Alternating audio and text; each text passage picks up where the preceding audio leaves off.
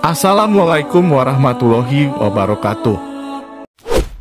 Alam ruh adalah suatu tempat yang dimana manusia itu semuanya dalam keadaan suci. Alam gaib yang hanya Allah Subhanahu wa Ta'ala yang tahu dan Allah yang menciptakan. Tidak ada makhluk Allah yang dapat menciptakan ruh selain Allah Subhanahu wa Ta'ala. Tonton video ini agar tidak sesat. Allah berfirman, "Bukankah telah datang atas manusia satu waktu dari masa, sedang dia ketika itu belum merupakan sesuatu yang dapat disebut?" Al-Quran Surat Al-Insan ayat 1. Surat ini mengingatkan manusia tentang kehadirannya di pentas bumi ini, sekaligus menjelaskan tujuan penciptaannya. Allah berfirman, "Bukankah yakni sungguh telah datang atas mereka satu waktu dari masa, yakni sebelum ia diciptakan, sedang ia pada waktu itu belum merupakan sesuatu yang dapat disebut. Ketika itu, ia dalam ketiadaan, jangankan wujudnya, namanya pun belum ada, kemudian kami menciptakannya."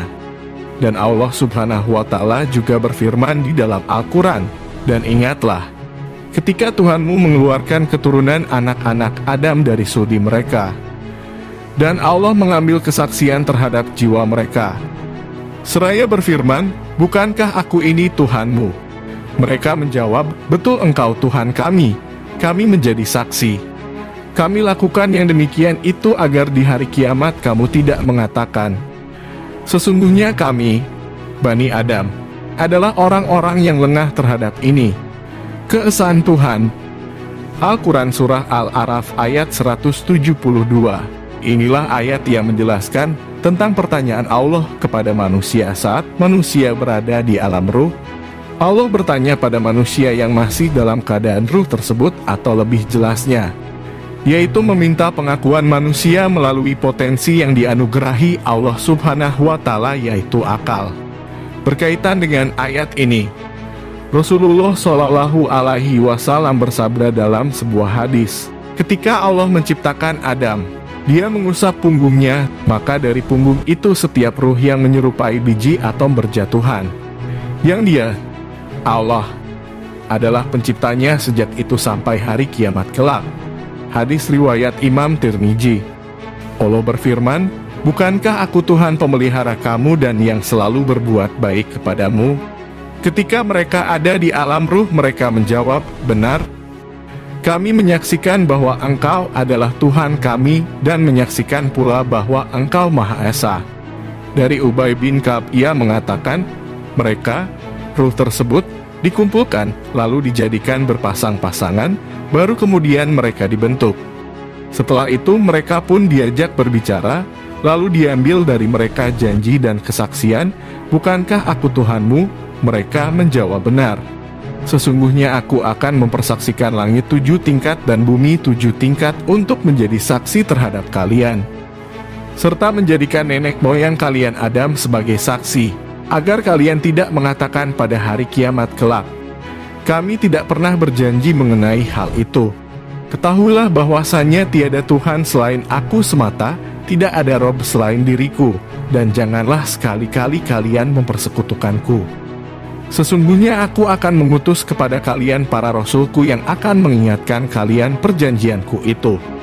Selain itu aku juga akan menurunkan kitab-kitabku." Maka mereka pun berkata, "Kami bersaksi bahwa Engkau adalah Tuhan kami, tidak ada Tuhan bagi kami selain Engkau semata." Inilah peristiwa yang terjadi di alam ruh, di mana setiap jiwa dari kita manusia telah diambil kesaksian dan melakukan perjanjian dengan Allah Subhanahu wa Ta'ala, dengan Nabi Adam dan penduduk langit sebagai saksi. Secara fitrah kita memang lupa akan perjanjian itu. Karena itu Allah mengingatkan sesuai dengan hadis di atas, "Sesungguhnya aku, Allah, akan mengutus kepada kalian para rasulku yang akan mengingatkan kalian perjanjianku itu."